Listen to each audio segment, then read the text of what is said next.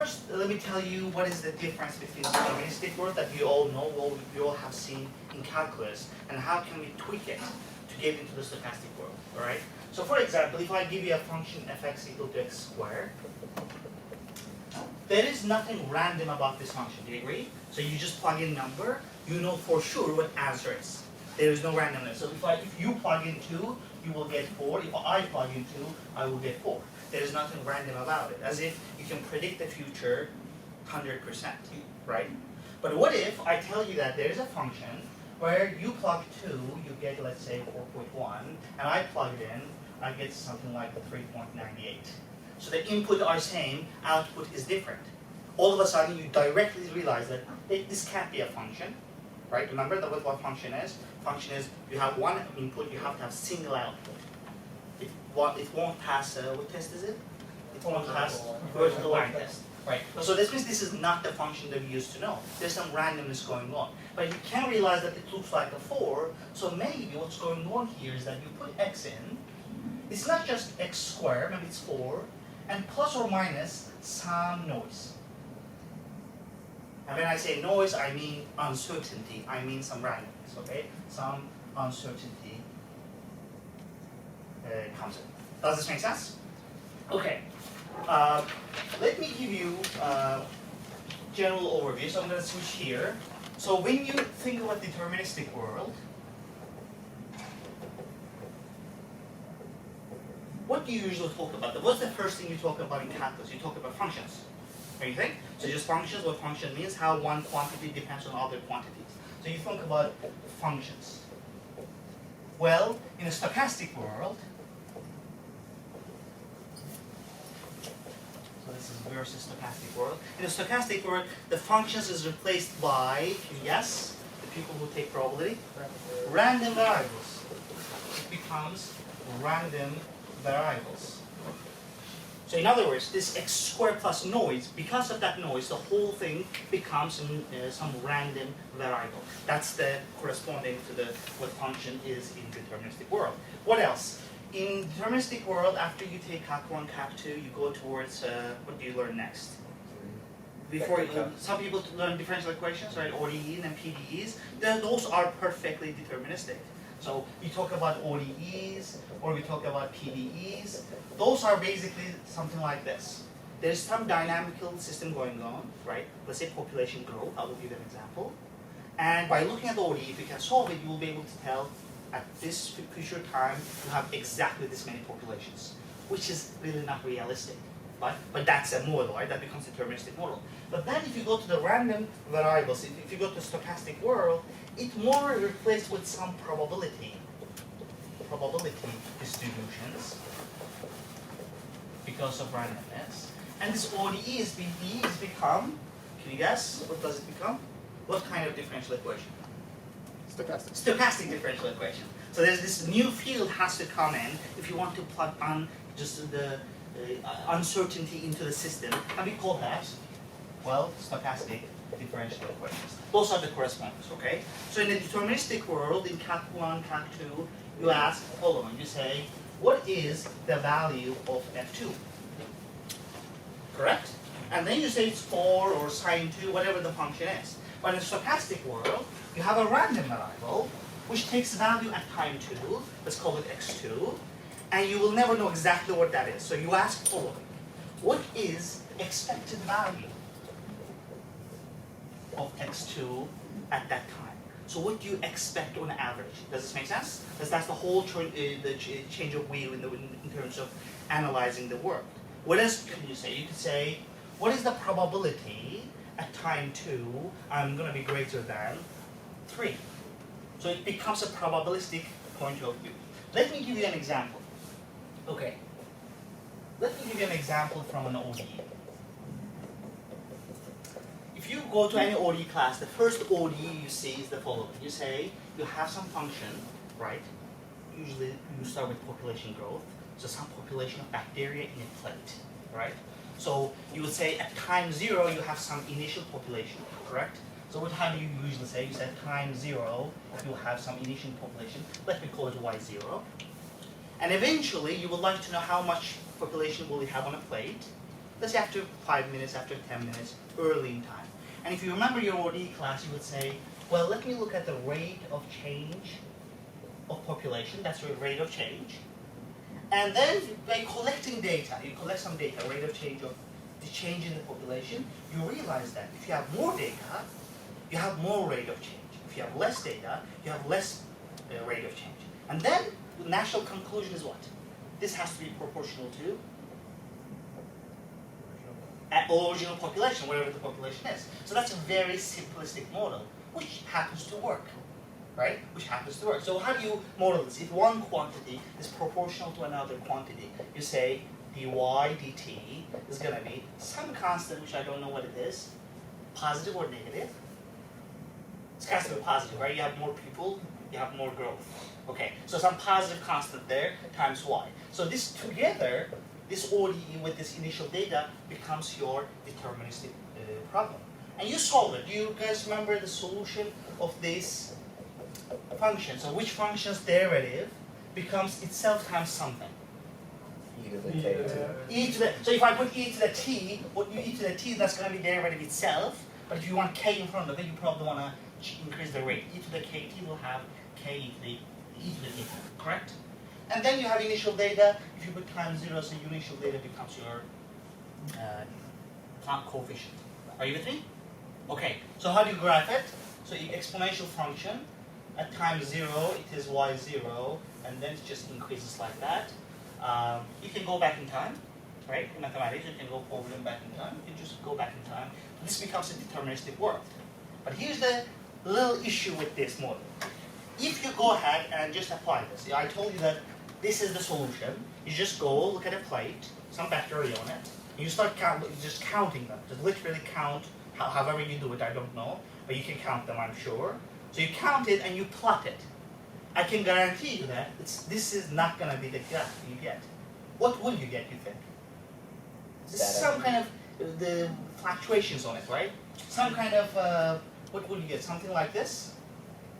It could be way off. So this is the blue one, is the real solution of the population growth, not the black one. All right? Can we add noise into the system? So that's the next question you ask. Can we add some noise? So let me add it here. And you guide me if I'm off the screen, okay? So, how can you add noise to it? But once you add noise, you have to be able to do some calculus with it, right? There's going to be integration there, remember. There will be derivatives in there. I don't know how to find derivative of random variable yet. We don't know how to find integration of a random variable yet, okay? So, the first attempt would be not doing it analytically. Because we don't have analytical tools yet. That's the point of this whole series. Eventually we will get there, but you will not have it right away. So what you could do, maybe you could do some numerical simulations. So for example, where would noise come in? You might think noise will be additive, so you just add some noise to this value, this right hand side. It turns out that that's not actually realistic. More realistic version is the following. So you have dy dt. You still have y here, which is a function of t. You still have k, which is your rate, excuse me. But at every time, your rate is not constant. At this point, you're saying at every time step, your rate of change is proportional to the y with the same constant. It is not actually. That's what you have, these fluctuations. So you add some noise into it. A noise means this uncertainty comes in. That's going to be a random variable. Does this make sense? Okay, so but this noise might depend on how much population you have at that time. So you could just think of this noise at time t. All right, now how are you going to model noise? Somebody tells you, somebody tells you that I'm going to add noise to a ODE and I will try to make a project out of it. What is the first kind of distribution that comes to your mind to model this noise? Normal, right? It's just normal to assume that normal distribution is going to be your noise. It's not always the case, but why not? Look, we can start with that. So this noise T is going to be some normally distributed. So if people, there's also another word for normal. What kind of distribution we call it? Gaussian, right? And how do you write Gaussian distribution? I recently told in one of my classes, I got this meme from Parameter Institute, and I try to share it with everybody. This is how Gauss distribution look like. This is how you should write it Gauss, like this. Because it just tells you that this is going to be a Gaussian distribution, right? Okay. This is really, really good to remember. So from now on, you understand bell curve is Gaussian, whatever you think about it. So normal distribution has two parameters. What are those parameters? You remember? Mu is one of them, and there's one more. Sigma squared. Now, mu is your mean average. Well, if in that perfect world, what do you expect your noise to have mean? 0, right? Hopefully it has 0, but sigma squared is not going to be 0. If sigma squared is 0, what I'm talking about? I'm talking about deterministic world. There is no variation at all. So I hope that this guy is something.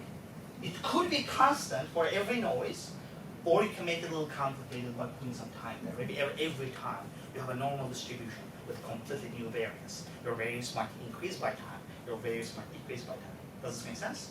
Okay. Now you would say, how am I going to solve it? Let's say this is a normal distribution. There is no analytical tools. Let's solve it numerically. How would you solve it numerically? You would say, well, how would you estimate dy dt? If you have taken some numerical differential equations, it's going to be obvious. If not, still kind of obvious.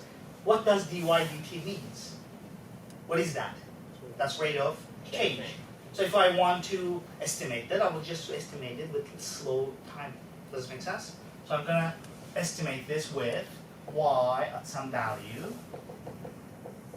minus y at value over The change in t. dt, right? So usually dt is so small, but I have to, when I do estimation, I have to cut it at some point.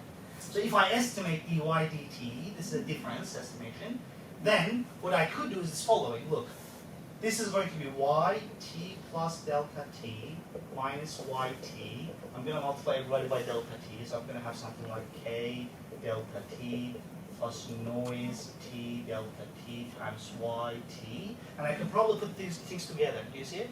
I can just write y t plus delta t. This is going to be something times yt. What is that something? It's going to have the k, which is the constant proportionality, with the time, which is fixed, number, there's no randomness here, plus this will contribute as 1, and then I will have some delta t times still some noise. So your coefficient here become noisy, and as you go, well, how you simulate that? You tell the computer that, you know, just choose some random variable with let's say 0 mean and 1 variation that will it will just choose random coefficients for you, and then you just find yt and you graph them, and you will get something like that blue line. Okay, so let me show that to you. Let's see if I can switch here. So I'm not going to go into the details of the code. I mean, if you have done a lot of coding, this could be so simplistic for you. So don't judge my codes. Okay, just look at the pictures. What I want to explain it to you. All right.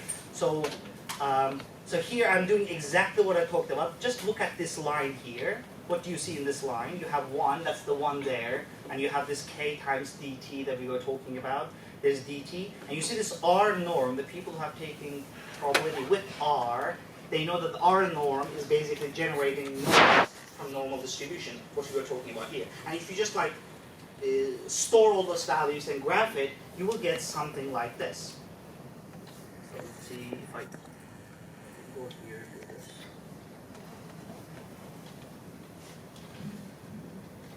Okay, so if I go ahead and run this, I will get exactly that model that we were talking about. This is more realistic population growth. Would you agree?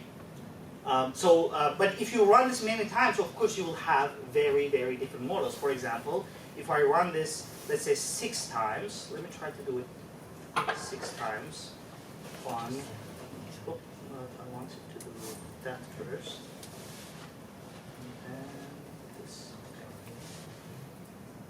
So every time you run it, of course, you will have a different path into the future. So we are right here right now. We don't know the future. This is all possible paths from this stochastic model, correct? And what I just did is actually called Monte Carlo simulation. If you would like to know what's going to happen in the future, you just generate these paths many, many times. Usually they do overlap on each other, and you will have some kind of basically the region that you're saying it's going to be in this region in the future. Does this make sense? Okay, so this is one model I wanted to show you. Let me go to the second ODE model. Any question? Yes? Should we include like a confidence interval to like see how far into the future we can be like 99% confident? Absolutely. So you could. So that's actually the question you ask in stochastic differential equation. You would say, there I said, what is the value of f2 is the world, the deterministic world. In stochastic world, you would say, what is the 99% confidence interval for the average value of x2 into the future? So I think here it's time 20. So you could do some calculations and find the confidence interval around it. In fact, there are a lot of packages. When you graph these things, they will also give you some shaded region, includes 95% confidence, 99% confidence. But it is just like in Monte Carlo simulation. You just simulate them a lot, put them in one graph, and you will probably see that there's some region pops up. And that's probably the region of some confidence interval. Absolutely, good question. Well, switch to another model. This model, I think you also know. You have seen this at some point in your ODE class.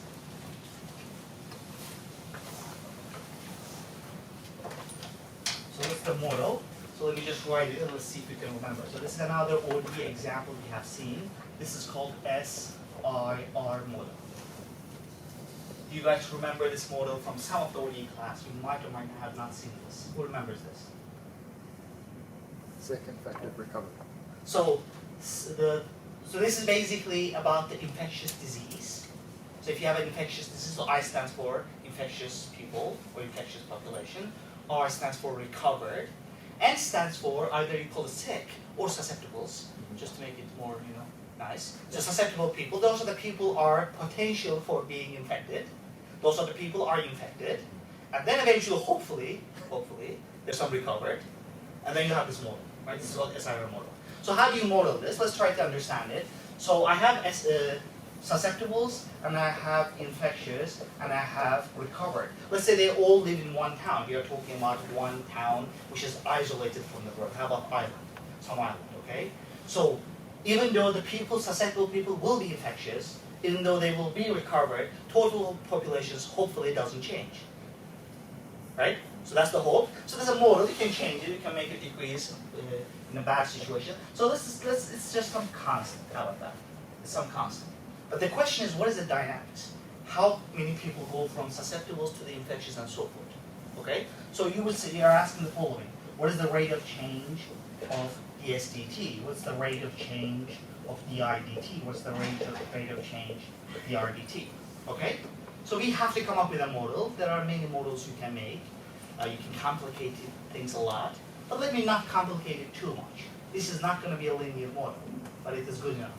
So look at this. Susceptible people, will they increase? Will they decrease? What do you think? Decrease. Because this is the people who are getting sick. So this is the potential people.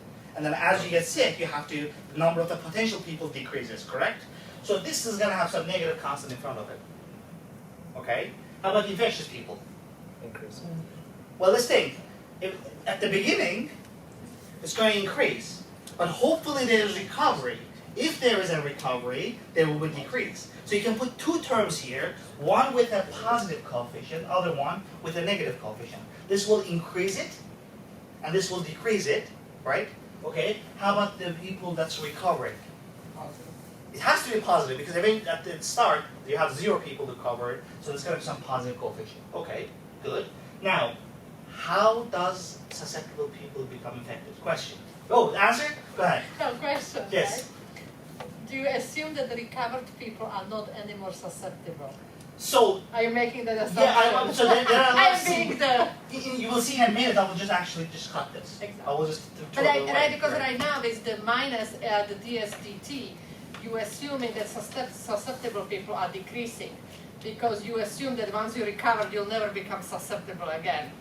So let's say at this point I you just find the like vaccine. I know. Okay? So when you come here, we have to find a vaccine. To find a vaccine, these people now are not recovered and they're not going back. Okay, if they're going back, then you have more interesting, you have this whole fluctuations. Okay. Alright. Now, how susceptible people will get infected? So you're susceptible, I'm infectious. you have to get in contact with me. Right. So Right. depending on right. Say again? It's depending on the infectious people. It depends on infectious people, right? So there will be infectious people there, but also it depends on susceptible people. You have more people, you have more chance of getting susceptible, getting infectious. Okay. So there's an interaction. So let's do an example. There's 2 people here. You guys are susceptibles. There's 3 people here. You guys are infectious. No offense. And then, how many interactions are possible between these 2 groups? 6, right? You can interact with 3 people. You can interact with 3 people. Let's assume that everybody gets interacted with everybody, but not everybody gets infected. Some portion of that. So how do you write infections? Susceptible times infectious 2 times 3. So this is going to be proportional to susceptible times infectious with some coefficient in front of it. That's the proportionality constant. And you would probably tell me maybe we could make it noisy. We could. Okay? But not yet. Now how about this one? Once these people are decreasing, these people are increasing, and which people this rate, the rate this decrease has to be the rate this increases. These people just transfer into the infection. So this is going to be some ASI. Okay, but then you will say these people are recovering, right? So what is the recovery rate? Well, it depends on the population and the vaccine and how it works. Let's say it is proportional to I itself with some B. What this R will be, the RDT. It's just going to be whoever recovers comes in here. So that's very simplistic, but not linear. There's nonlinearity here. S times I. S times I makes this nonlinear. So the way you solve nonlinear problems is a little bit different. But just one note, look at this. Even though this is all a system of equations with 3 variables, one of them is kind of fake. Look at this one. If you just solve this first 2, it doesn't depend on anything on R. This is just SI. So think of it as a system of 2 equations. Once you have I, you can just plug it in here, find R. So really, it's actually decoupled. So these are coupled together, but this one is kind of independent. So for a simplistic model, we can ignore this and add that later. So I'm going to just talk about these 2. Okay? How would you solve some nonlinear ODE like this? What would you do? Go ahead. So are you doing phase space? So you can do it with some software. So with some software, so if you plug this into, I guess, Maple or Mathematica, they will give you some phase space. One trick is the following. Let me show you the trick. I'm not going to solve it fully. You would try to get rid of this T dependence, and you try to find S that's depending on I or I depending on S. Okay? So for example, how would you do that? Let me divide this one to that one. Okay? So if I divide this one to that one, formally, what do I get? The I over ds. This is formally speaking, but that's what I'm doing is chain rule. I'm dividing this guy to this guy. So if I divide this to this, what would you get? You will get -1, which is amazing, it's just a constant, and you will have negative bi over negative ACI, so positive, b over a, 1 over s. Right? Now it becomes, this is not even on ODE, this is the simplest ODE. You're trying to find I depends on s, and you have a function of s here. What would you do? You don't even have to do that. Because here's the thing, take antiderivative from both sides.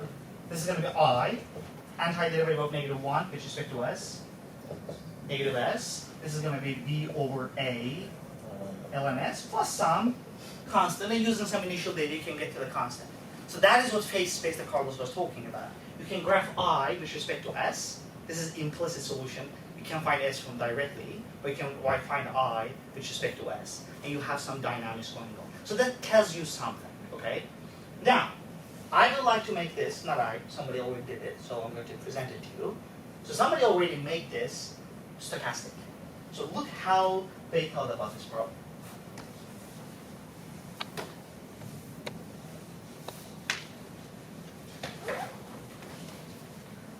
Okay, this model is called, if this is a SIR model, I'm going to call this one. Stochastic SI. Let's call this stochastic SIR model. What else? What else could it be?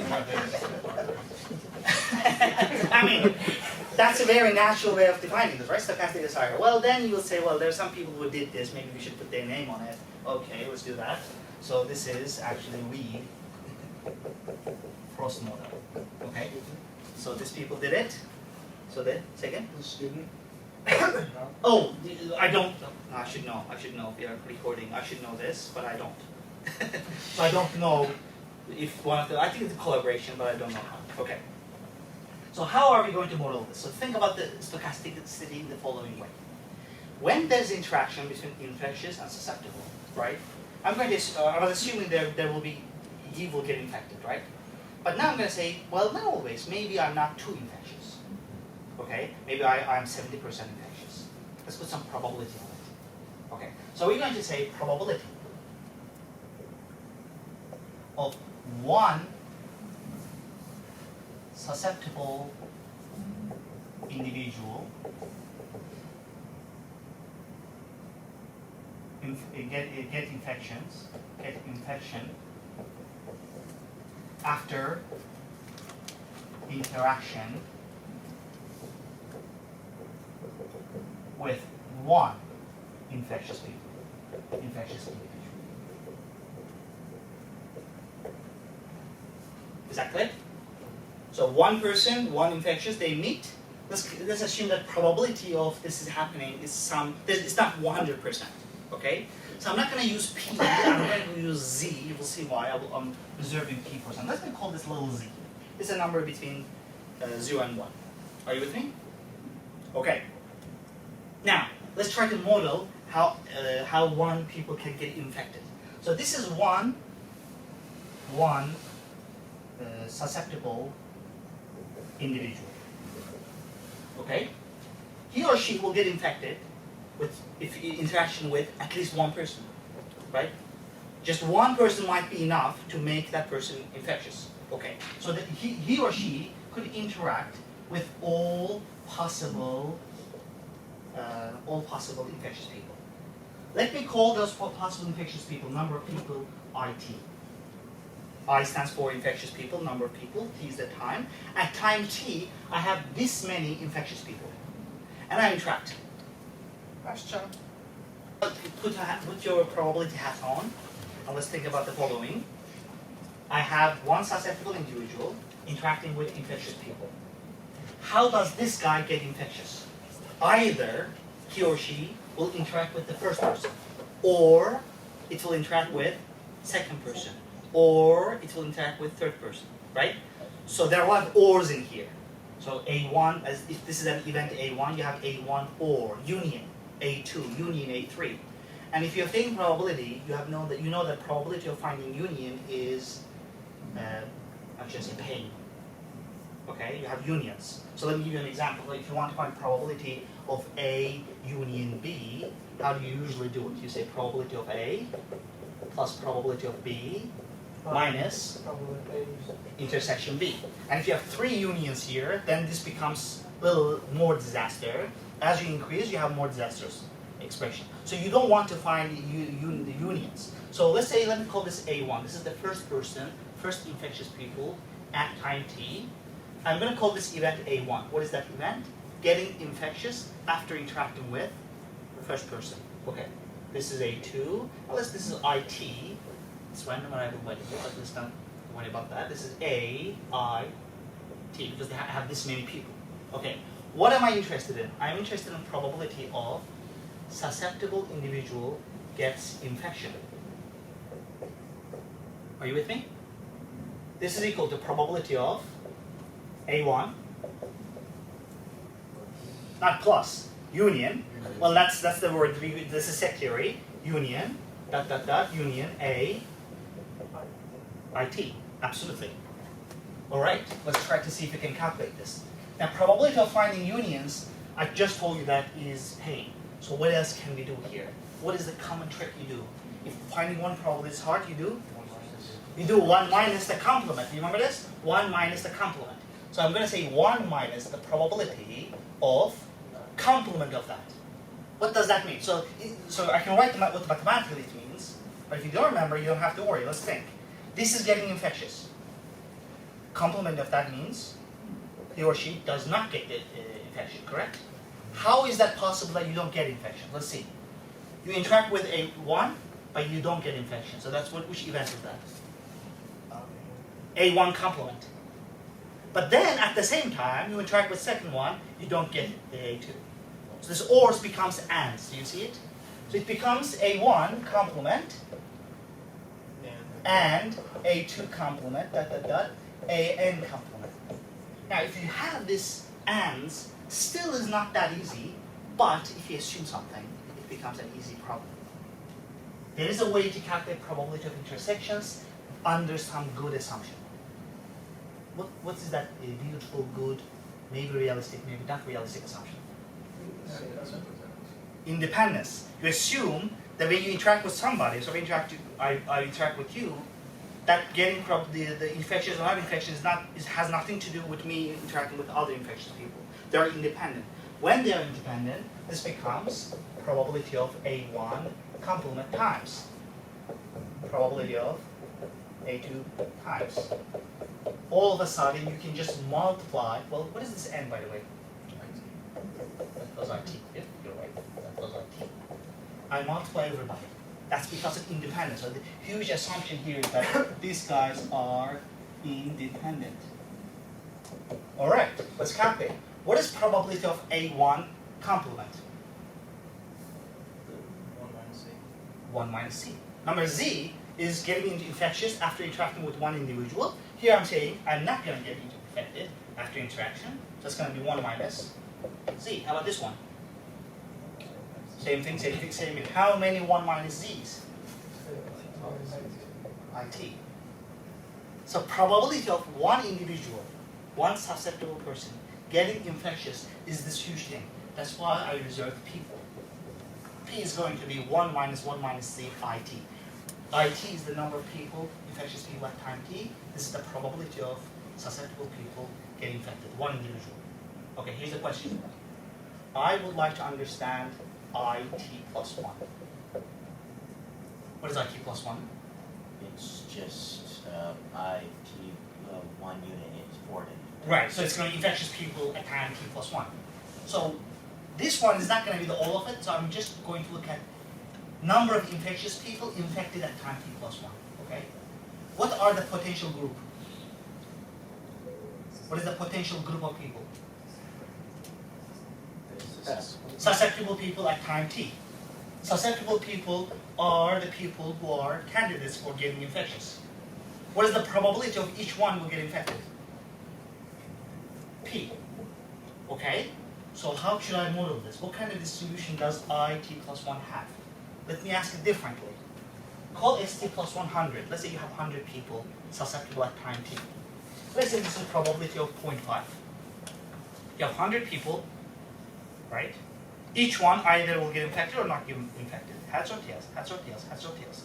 You're counting total number of hats. What is that famous distribution? Say again? Bernoulli is just for one hats and tails. If you add a lot of Bernoullis, that becomes a binomial distribution. So this is a binomial distribution with ST many trials and P is the success probability. This is the number of trials. Okay? But then let's calculate ST plus 1. What is ST plus 1? How many susceptible at that point? S sub t minus I t plus 1. Yes.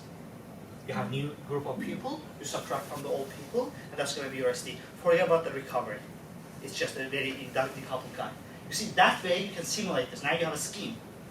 It's not easy to analyze this mathematically, but you can simulate this. The N software will give you a power to simulate this. Let's simulate and see how infectious people will increase or decrease by time. Are you with me? Okay. Okay. So this is, so if you look at this, I took the probability of, do you see it? Oh no, I don't know. Can you see it? Yeah? So this is the probability of Z. That's the Z probability. One susceptible individual will get infected after one interaction with one individual. Got it? That's your Z, which is, let's put it back. I have 400 people, that's S plus I. I'm going to look at 20, that's the final time. Okay, so I will start with 3 infectious people, and I'm just going to run the code we just did. So don't worry about the details, but understand that look at I plus 1. Our binom, that's the binomial distribution we were talking about. I'm only generating one data point with this many trials and this many success, and then I just did, what's your name? Yes. Noah. Noah. So Noah just gave me si plus 1, and that's right here. Si plus 1 is equal to si minus I plus 1. And let me try to see if I can do this. If I generate this, run.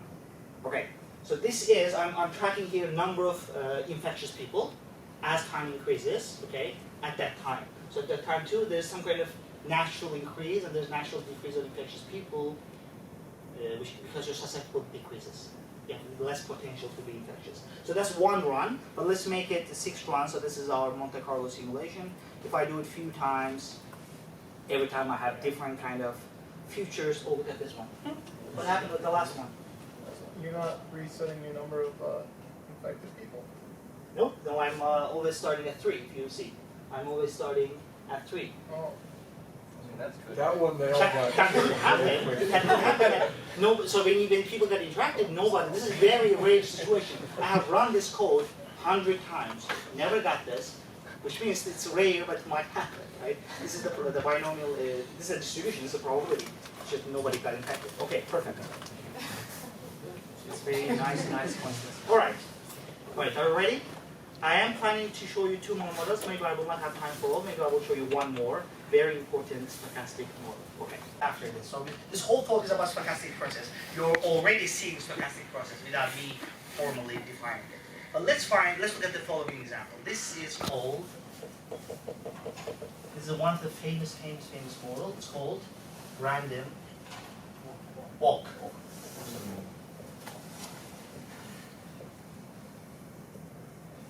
Random walk. So random walk has many different flavors. You could have a random walk on 1D, which I'm going to show. You could have a random walk in 2D. You could have random walk in ND, mathematically speaking. You could have random walk on graphs. Some people know what graph is. There's like edges between them. You can randomly walk along the edges, things like that. Okay. So the most simplistic version is the following. You are starting at time 0. At time 0, your location is not random. It is at origin. Okay? So what should I call this? X naught. X is going to show you your location. At time 0, there is no randomness in it. It is 0. What am I going to do next? I'm either going to move to the right 1 unit, or I'm going to move to the left 1 unit. Okay, what is the probability? Well, you can choose. You can choose half and half. Does it make sense? So I'm going to move, either I'm going to move here, that's 1, and I'm going to move here, that's -1. So with probability P, I'm going to move to the right. With probability 1 minus P, I will move to the left. Okay, so now X1, let's think about X1. X1 becomes random. What are the possibilities? I'm either at 1 with probability P, or I'm at -1 with probability 1 minus P. All right? Right, now let's look at the next one. What are the next possibilities? Let's look at X2. So if I move here in the first step, either I'm going to move to 2, or I'm going to move to 0, or if I was here, I will move to 0, I will move to here. See what's happening here? As time goes on, it is possible to come back. Also, you have more variations. Now your span is increasing. So whatever that random variable is, the variation is going to be higher. Correct? Okay, so let's do the tree diagram. Tree diagram is, I think, is much better. You go either 1 and you go to -1. If you were 1, you're going to 2, or you're going down to 0. If you're -1, you're going down. You go up 0. You go down to -2. This is probability P 1 minus P, P 1 minus P, P 1 minus P. Okay, what is probability of being at 2? It's going to be P squared. Do you remember this? You multiply. This is multiplication rule and probability. What is the probability of being at -2? Also. Well, so if it was symmetric, it's going to be half and half. It's going to be 1 minus P squared. So if P was half, you will have symmetric distribution here. And how about this one? No, P times 1 minus P twice. Times 2. Times 2. right? Because you have up and down. And, look, and every time you can double check yourself. If you add those probabilities, you better get 1. And if you kind of add them up and expand it, you can actually see there's a binomial. If you add them up, this is just expansion of p plus 1 minus p squared. So that's 1, so you will have probability 1. At every step, it's going to be that way. Okay. Now, let me make it simplistic. What if p, I use, so,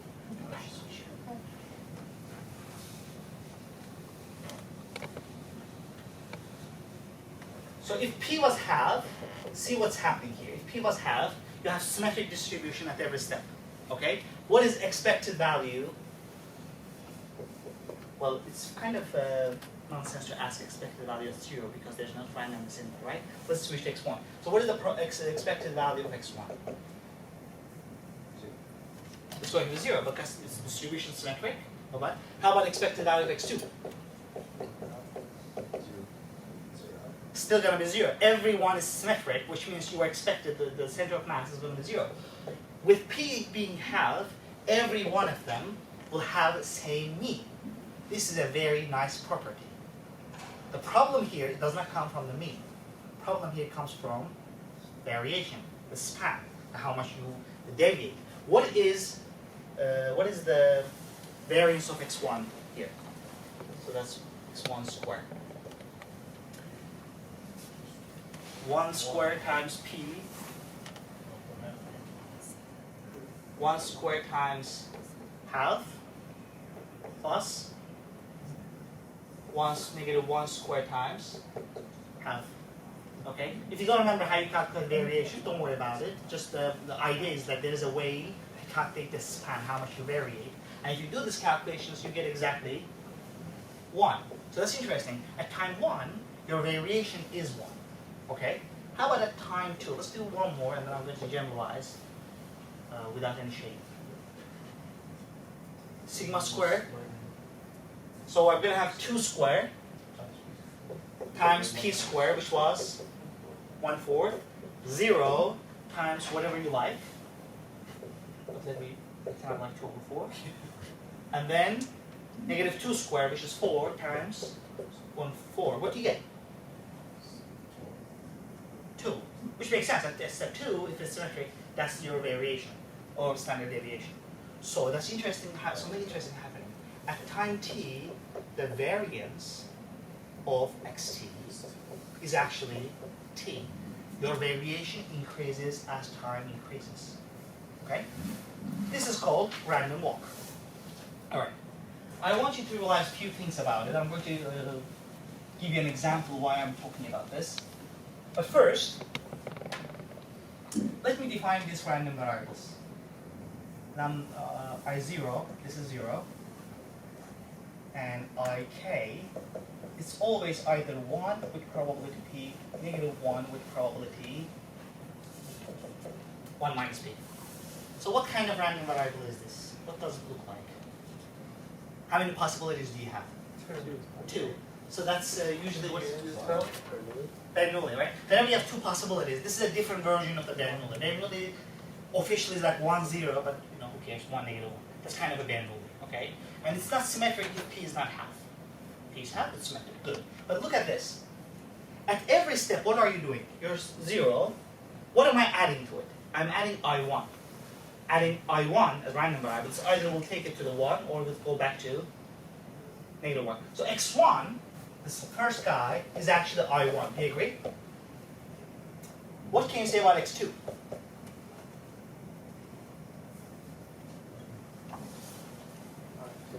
It's not going to, because I2 is still 1 or -1, but that's not the case. Wherever you ended up in the first place, move to the right or left. At xt, what do you have?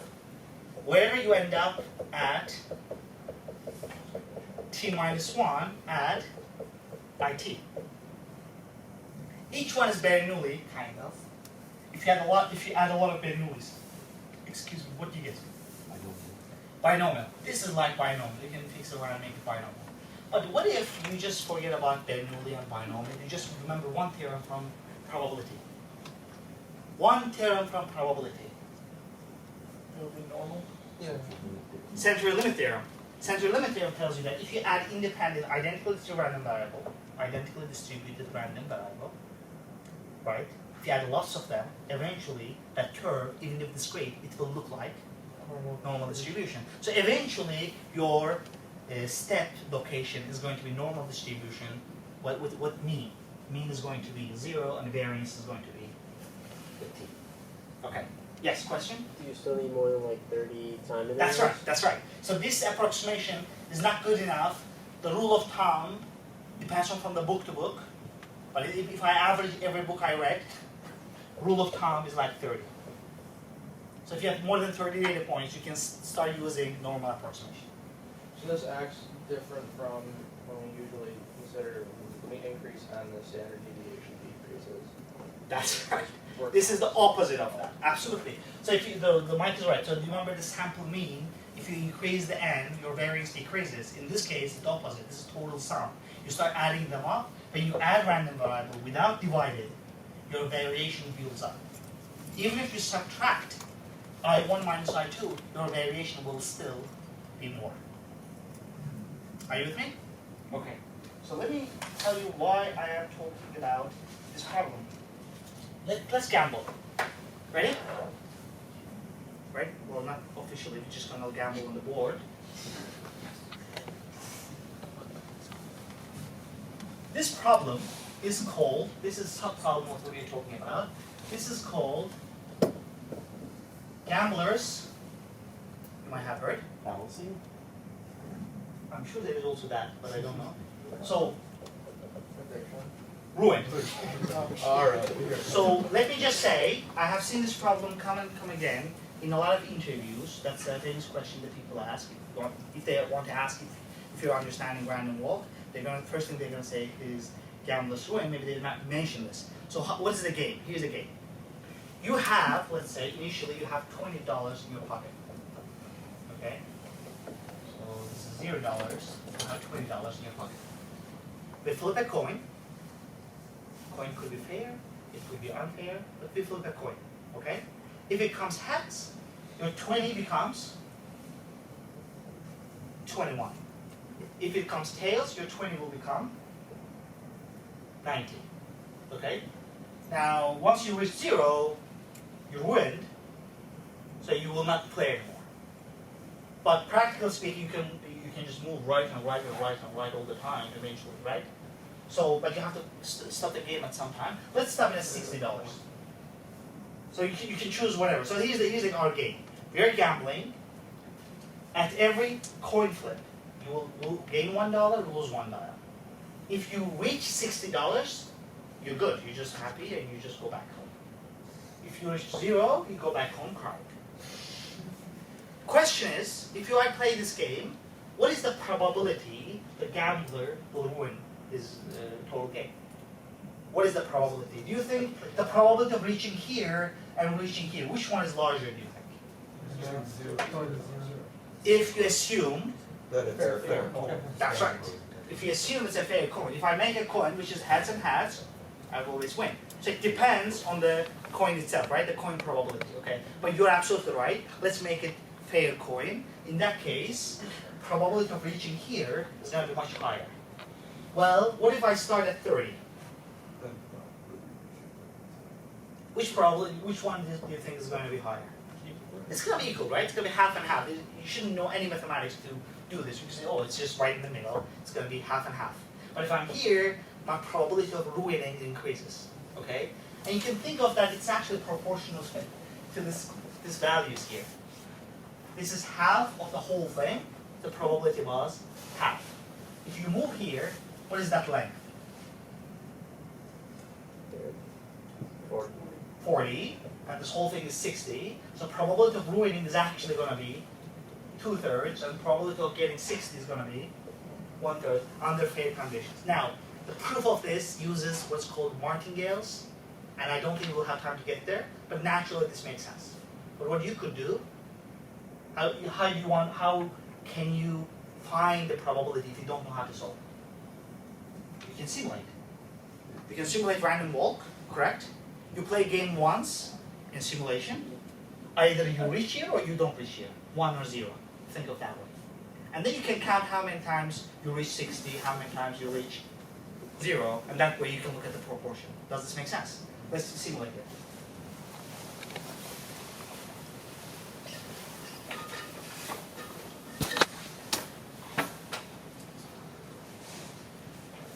Okay, so here it is.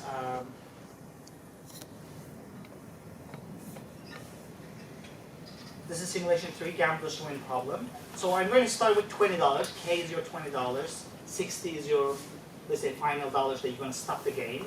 And I choose very fair probabilities. If you change the probabilities, this problem becomes different, right? It's not easy to guess. Okay. And I'm gonna, I think, what is this? I'm gonna play 10,000 or 1,000 times at once. Let me just try it once. How about this? If I do.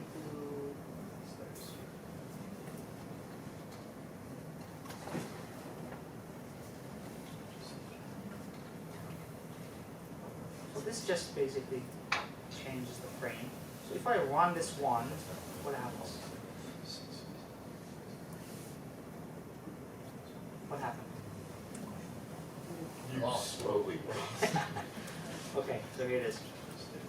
What happened is that I have a very bad graph to show. I'm going to fix it in a minute. Apparently, it's a bad graph. It doesn't.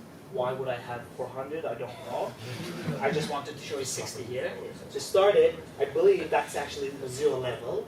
So this game ended before I played 1,000 times.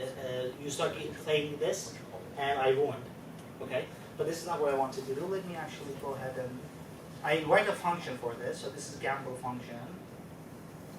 Gamble means you play it. Either 1 means you're ruined, 0 means you're not ruined, other way around. And I tried 100 for 10,000. Okay, we're gonna wait a little bit, but let's see. Let me see if I can do this. Just a little bit.